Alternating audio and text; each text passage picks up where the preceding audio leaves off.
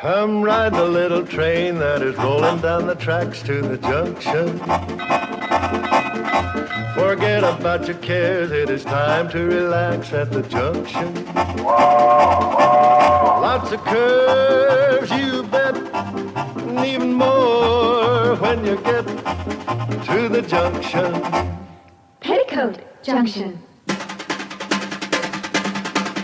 There's a little hotel called the Shady Rest at the junction. Petticoat Junction. It is run by Kate. Come and be her guest at the junction. Petticoat Junction. And that's Uncle Joe. He's a moving kind of slow at the junction. Petticoat Junction.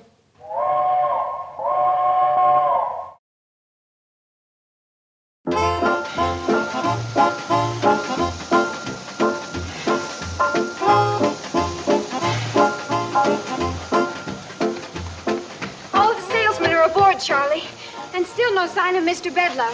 He's gonna be a mighty surprised railroad vice president when he wakes up and finds out his train's gone.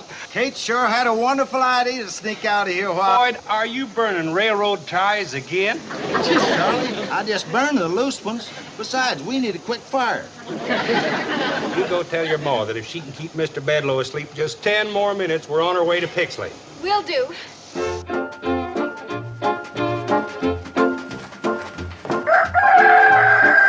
You wake up Mr. Bedlow.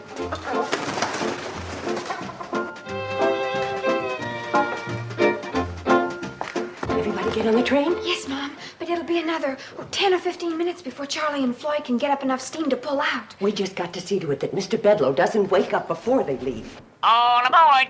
That crazy bird. Phoebe, please, you'll wake Mr. Bedlow.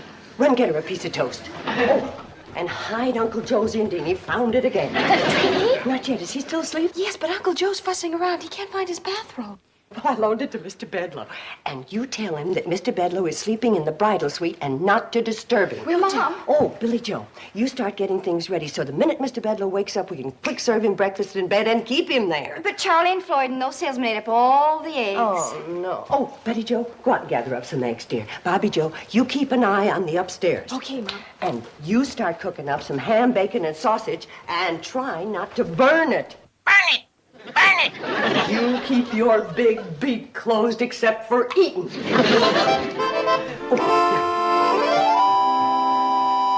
do you mean, Mr. Bedlow sleeping in the bridal suite? You ought to be sleeping in the barn, and I want my bathrobe back. There's Uncle Joe. Mother says he's not to be disturbed. We'll see about that. Kate! Shh, wake him. What's got into Kate?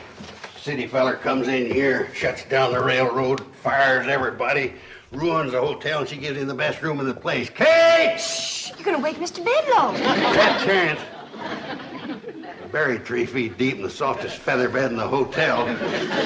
Kate! Uncle Joe, please, you'll wake Mr. Bedlow. See, I want to ask you a question. I've got to take these to the kitchen there for his breakfast. That's crazy, that's what it is. Feller deserves to be horsewhipped, and she treats him like royalty. Kate! Wait, Mr. Bedlow. Now, Kate, listen. Quiet! You'll wake Mr. Bedlow. Well, at least you got an excuse to act like a bird brain. Joe, put these flowers in a nice, pretty vase. They're for Mr. Bedlow's breakfast tray. You mean he's getting breakfast in bed? As soon as he wakes up. I ain't a hearing right. I can't be. Didn't he sit right here at this table last night and say he was shutting down the railroad? Yes. And won't that shut down the hotel? Yes. Well, then what in the name of blue thunderation? Mr. Bedlow's awake. He left his eggnog tray outside the door. Eggnog tray? Well, we served him hot eggnog last night about midnight. To get him to sleep. Now, you go help your sisters get Mr. Bedlow's breakfast up to him. I don't want him having to come down to eat. Oh, okay. Now, Uncle Joe, you sit down there and I'll explain all this. What is there to explain? Mean city feller comes out here and wrecks our lives, so naturally we give him the biggest, softest bed in the place. Eggnog at midnight, breakfast carried to him in the bridal suite like he was a groom, and then you... Kate, you didn't... What? You didn't marry that viper, did you? That's not. We're ready, Mom. Oh.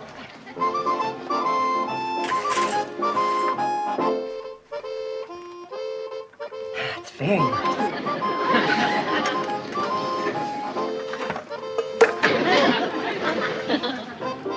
Ham?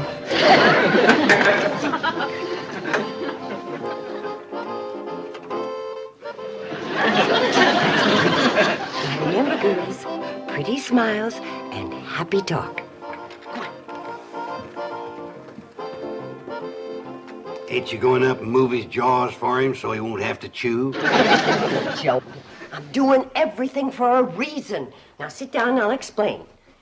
I know it looks like I'm being awful soft-hearted. Soft-headed. Before Mr. Bedloe can give orders for shutting down the railroad, he's got to get to Pixley. The only way he can get to Pixley's on the train, and the train is here. Now, if we... It won't work, Kate. I see what you're driving at, but it won't work. You can't keep the train here. It's got to go into Pixley to take those salesmen that spent the night here. Well, Uncle Joe... Now, your second mistake was in thinking you could change Bedloe's mind by being nice to him. Feller like that, you gotta outsmart, outthink. Uncle Yeah, Joe... I got it. We'll sneak everybody but him onto the train and send it on into Pixley before he comes down. Kate, you know, putting him in the softest bed in the quietest room and taking his breakfast up to him was one of the luckiest blunders you ever made. It's playing right into my scheme. Who's blowing that locomotive whistle? My guess would be Charlie. He's the engineer. He'll ruin all my plans.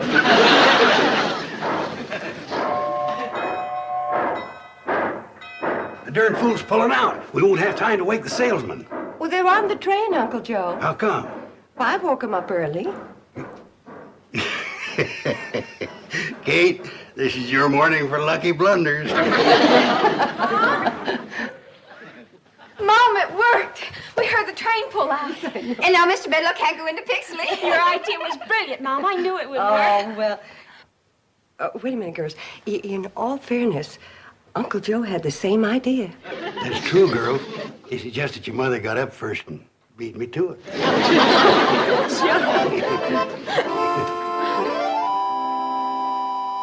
Where's Mr. Bedloe? All right. Whose idea was it to run off with my train and leave me stranded? Mr. Bedloe, gentlemen are not permitted in the dining room in their robes. I am no gentleman, and this is not my robe. Now, do I get an answer to my question? All right. We'll let the government settle it. Stealing trains happens to be a federal offense, and everybody connected with this conspiracy is in very serious trouble.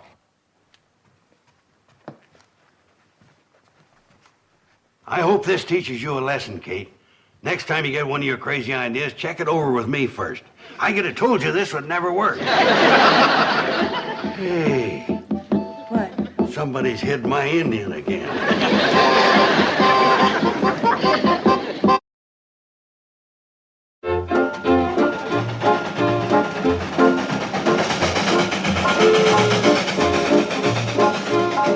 Charlie, I feel kind of bad about us running off, leaving Kate to face the music. Well, if it was anybody else but Kate, I'd be mighty worried, but that's one woman in a million. She sure is. I never met a woman yet to compare with Kate. How come you never asked her to marry you, Floyd? I don't think I'm good enough for her. How about you? I feel the same way. You do? I don't think you're good enough for her either. We're coming on into Pixley. Think we better stop? Well, if we turn around and go back to Shady Rest, Bedloe will grab the train. Oh, I don't think so. By the time we get back there, Kate will have him eaten out of her hand. Kate can kill a man with kindness, all right. Well, if she doesn't kill him with kindness, them daughters of hers will pretty him to death. It's lunchtime, Mr. Bedloe. Come right into the dining room. Everything's ready for you. Yeah? What's everything? Poison food? Booby traps? Boiling oil? What's waiting for me behind that curtain? Your lunch, Mr. Bedloe. Down, sit down. Everything's piping hot. If you're expecting me to change my mind about canceling the train, forget it. It's a good idea. Uncle Joe, a sour face is not welcome in the dining room. Then what'd you bring him in for? He'll either smile or stay in the kitchen. I'll stay in the kitchen. Please, sit down. Girls. If this isn't a bribe, why all the attention? As long as you're a guest in my hotel, you're entitled to Shady Rest hospitality. We do not bring our differences to the table. All right, girls, start the food.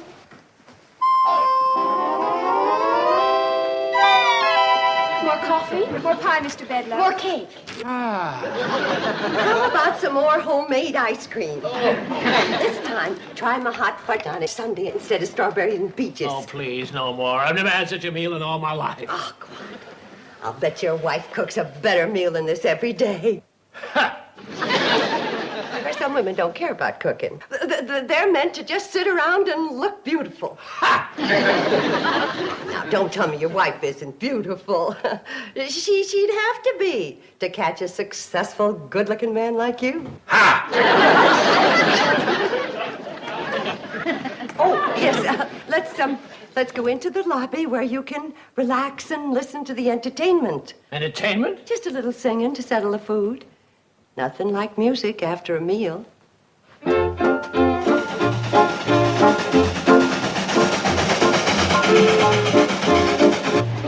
are you trying to do? Jump the track and get a song wrote about you like Casey Jones? Well, I figure the faster we go through Shady Rest, the less chance Bedloe's got of stopping us. We're better than 20 miles out of Shady Rest. Look at it this way, Charlie. The longer we take getting there, the longer Kate and her girls is going to have to work on Bedloe. That's true. I bet they're really melting him down. Oh, I'd sure like to be in his shoes right now. Floating like a zephyr on the soft summer air. Very nice. Lovely voice. All my daughters sing. Girls, Mr. Bedloe being a railroad man, maybe he'd like to hear a railroad song. How about this one? There's a train that runs through this wide valley that is loved by one and all. It's the train that starts way up in Pixley called the Hooterville Cannonball. Well, she makes her run through the dead of winter, through the summer, spring, and fall. Neither cold nor heat nor flood can stop her. She's the Hooterville Cannonball.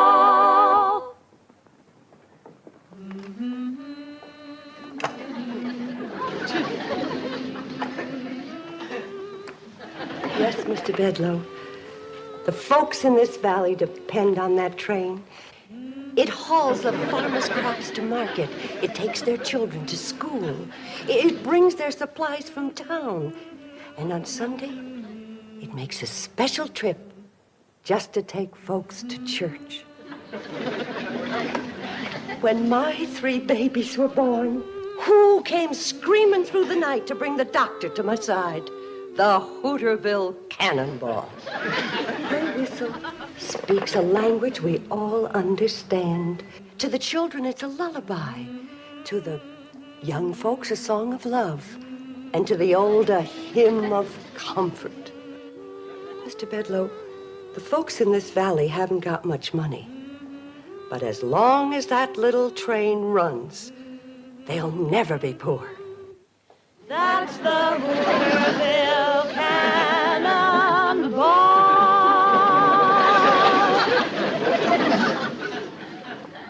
Mrs. Bradley, I came here in anger, and you repaid me with kindness. I gave you bad news, and you gave me warm and friendly hospitality.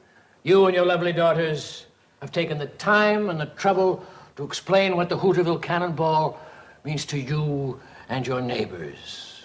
After all of that, could any man say, scrap that little train? Just one. Me. The minute it gets back from Pixley.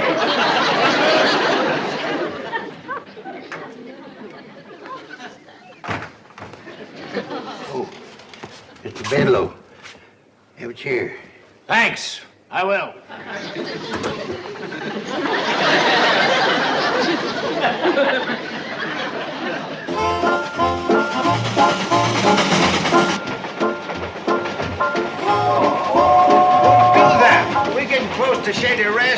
tip off Bedloe we're coming. I think he knows it already, Floyd. Take a look.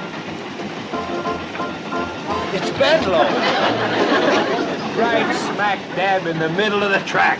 Think we ought to stop? Of course we're gonna stop, you smokehead. That's one of Kate's best chairs.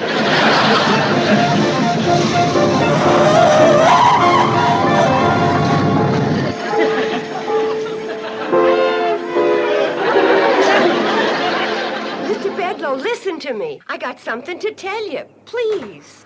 Wait a minute.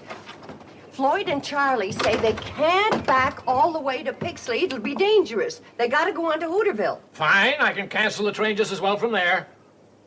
Oh. Mr. Bedloe, why are you so dead set on not letting this train run? It's bad business. Doesn't make any money. But it doesn't lose any. Floyd and Charlie are on pensions anyway, and they get their wood and water free. Mrs. Bradley, this train is the legal property of the C&FW Railroad, and we are legally responsible for everything that happens to it. If it runs off the track, if it hurts somebody, if it hits a cow, we're responsible. We can be sued. Well, Floyd and Charlie have hit lots of things. Nobody's ever sued. But they could. No, I'm sorry, Mrs. Bradley, but running this branch line just plain doesn't make sense.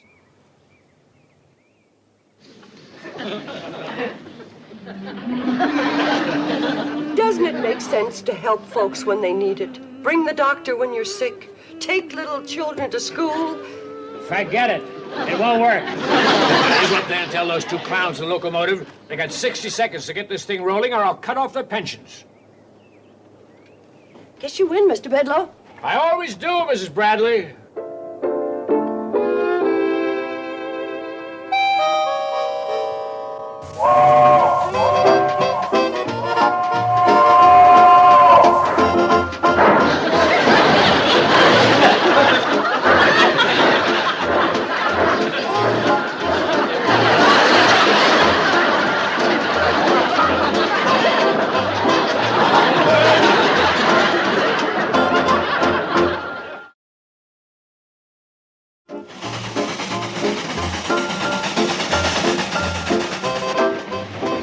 You know, Kate, this is the first time you ever rode up here. And the last. Why didn't you say that? I thought you had a scheme to keep this old train running. Well, I have. That's why I'm going into Hooterville, but it's scary riding up here going so fast. Those things ever blow up? This one never has. You just might today, though. Why? You're squeezing that pipe so hard you're shutting off our water. Can't you go a little faster, Charlie?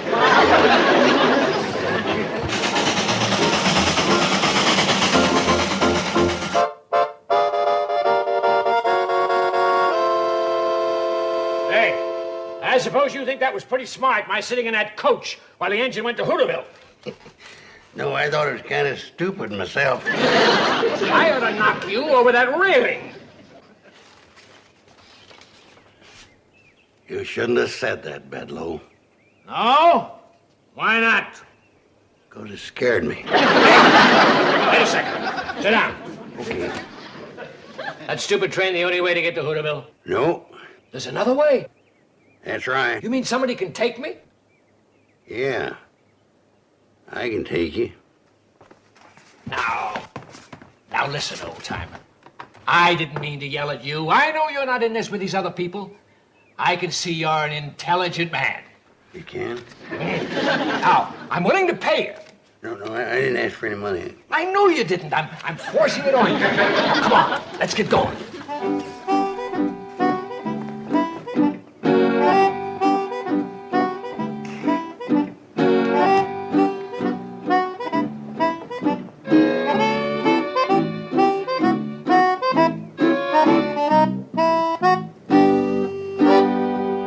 Hey, what is this? I thought you were going to take me to Hooterville. I am. We'll never get there before tomorrow if you don't walk faster. Walk? The only way you can get there outside the train. Well, why didn't you tell me? You didn't ask me. Let me have my money back.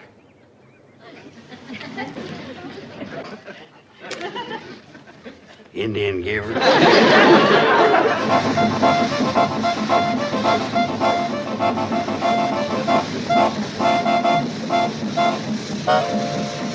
Hiya, boys. Hi, Sam.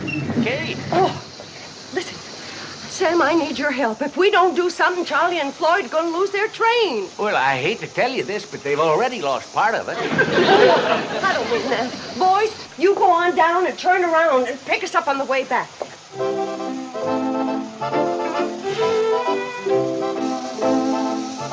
Hurry up, boys. All right, Kate.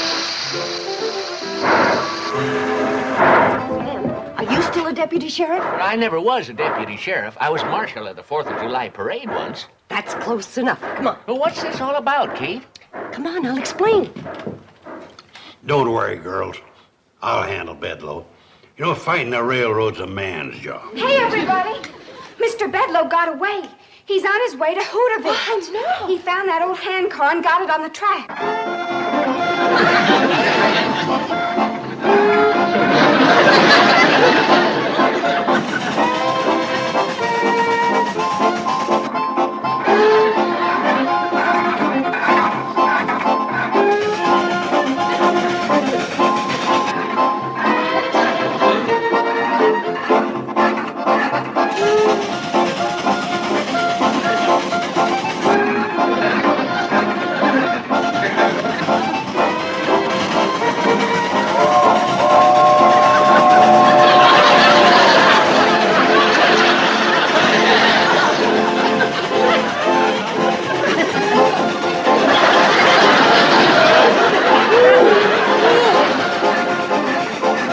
Get out of here!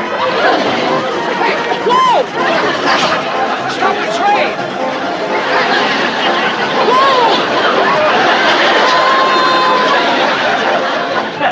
Put him on the sofa, boys. Is he hurt? No, he's just all pumped out. He'll be all right soon as he gets his wind back. We're running for 5 miles. Are you going to be all right, Mr. Bedloe? I guess so. Who are you? My name's Drucker. Hey, Marshal Drucker from Hooterville. Marshal Drucker? He's a lawman. Thought you ran a general store. Yeah, I do that, too. Also publish the newspaper. Yeah, plus being the postmaster. And he's the mayor? Never mind all that. No, if you're a marshal, arrest every one of these people. What's the charge? Stealing a train. You mean Charlie and Floyd's train? That's my train. Oh, I'm the official representative of the C&FW Railroads. Marshal Drucker, do your duty. Yeah, be quick about it. All right. Mr. Bedloe, I hereby serve you with these 27 summonses, complaints, subpoenas, and overdue bills. What for? For the damages caused by your train during the past 20 years, and for supplies furnished and services rendered thereto by the citizens of this valley, as named in the complaints, etc., in your hand. Why, that's ridiculous. Totals up to about $150,000. Now, I wouldn't call that ridiculous. Baloney. What judge would honor that? Judge Drucker. I'll demand a jury trial. Well, I don't think you could find 12 men around here that ain't in that bunch of complainers. Judge Drucker, isn't there some way that this thing can be settled out of court? What do you mean out of court? I got him right where I want him. Uncle Joe, please. Well, now, I'll tell you, Kate. If Mr. Bedloe was to go quietly back to the city and let Floyd and Charlie resume running their railroad, I might be inclined to show a little judicial leniency and postpone these cases indefinitely. Oh, don't do it. Let's have a big trial. Lots of people. Be good for business. Well, Mr. Bedloe, what do you say? What can I say? You got me over a barrel. Well, come on, I'll back you into Hooterville. It won't be as fast as that hand car, but a heap less time.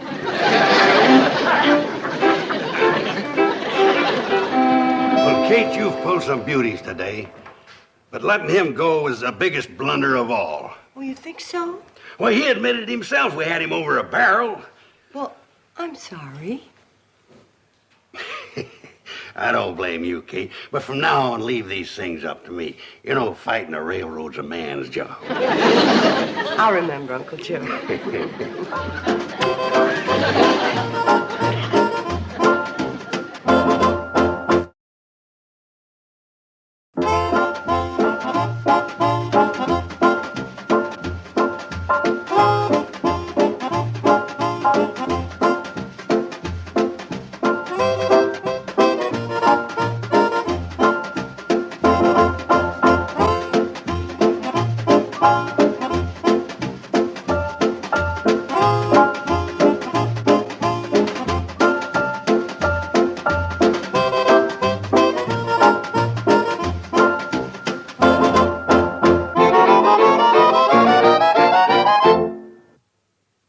This has been a Filmways presentation.